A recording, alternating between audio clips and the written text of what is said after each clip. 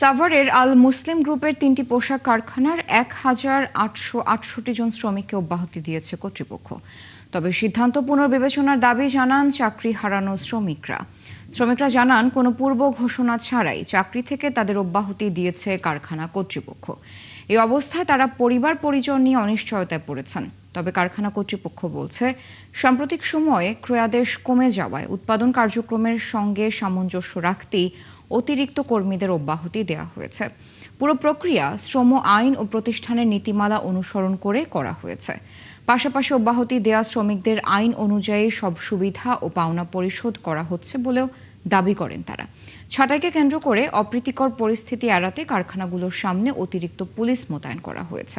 বর্তমানে কোম্পানির কাজ কম থাকার কারণে, অর্থাৎ অর্ডার কম থাকার কারণে আমরা এই ছাঁটাই প্রক্রিয়ায় অংশ নিয়েছি। তাদেরকে পাওনা দেনা তাদেরকে সম্পূর্ণ বুঝাই দেওয়া হয়েছে। তারা তাদের বিকাশের মাধ্যমে সেটা পেয়েছে।